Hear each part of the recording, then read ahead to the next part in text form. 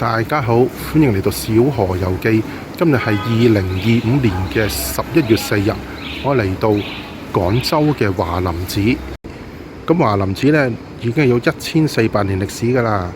咁入到嚟呢，呢度個五眼井先。五眼井呢就話係菩提達摩，即係少林嘅開山祖師呢嚟到呢度帶頭發掘嘅。咁達摩嚟到中國嘅時候呢，首先喺廣州登陸嘅。咁喺呢度呢，就起咗呢個華林寺啦。咁嚟到一個地方最緊要就梗係有水啦。咁所以呢，佢就呢帶頭呢就發掘咗呢個井。咁呢個井呢，因為呢有5個眼啊，咁所以呢就叫五眼古井啦。咁呢，我由呢度行起嘅。咁可以見到呢，其實以前嘅華林寺呢喺呢度已經係開始嚟㗎啦。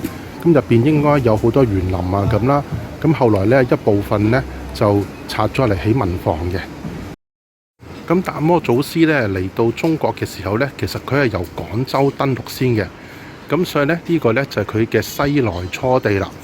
咁呢一個牌坊咧已經有1400年歷史啦。咁後來咧，因為佢受梁武帝召見咧，就去咗見梁武帝啦。咁咧後來咧又去咗少林，咁所以咧就去咗就成為咗少林寺嘅開山祖師啦。咁咧，但係呢塊牌坊咧。呢個華林寺呢，就係佢喺廣州去登陸嘅時候呢，就喺呢一度呢傳教嘅。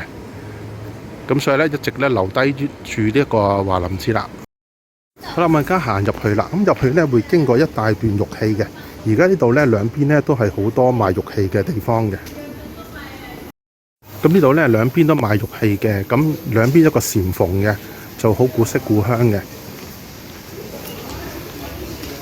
咁行多一段路呢，前面呢就有個路口，就呢度轉入去呢，就係華林寺啦。好啦，呢個路口轉入去呢，就係華林寺啦。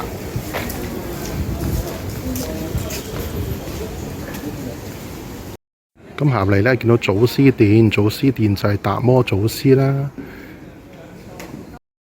咁一個匾額呢，寫住以心傳心，即係代表住禪宗嘅基本教義啊、修行方式啊、傳教方式啊各樣嘢啦。咁呢上面呢，就寫住呢一花五盞，即係呢達摩嚟到中國嘅時候呢，咁禪宗就傳開咗啦，就後來分咗做5個宗派嘅，咁所以呢，就五盞啦。咁嚟到呢度呢，建造一座佛塔喎。呢座佛塔呢係有7層高嘅，漢白玉砌成嘅。呢個呢就係清康熙年間呢命令呢個華南寺嘅主持呢去修建。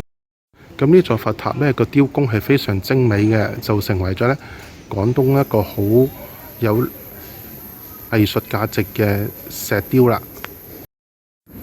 佢喺文化大革命期間呢，華南寺受到好大破壞嘅，咁連個入邊呢嗰啲嘅舍利呢都係曾經一度冇咗嘅，咁後來呢就歸還翻嚟呢度啦。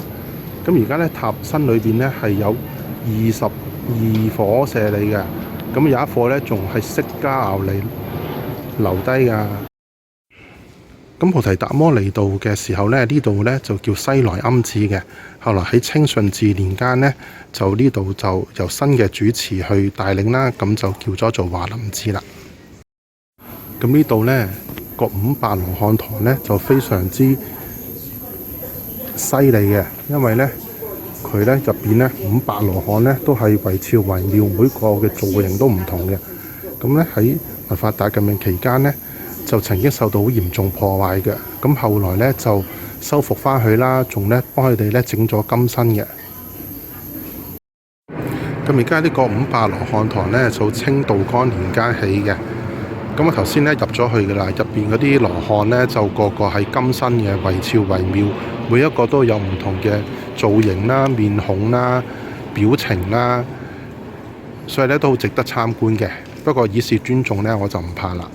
咁而家就係初祖菩提堂啦，就係紀念達摩祖師啦。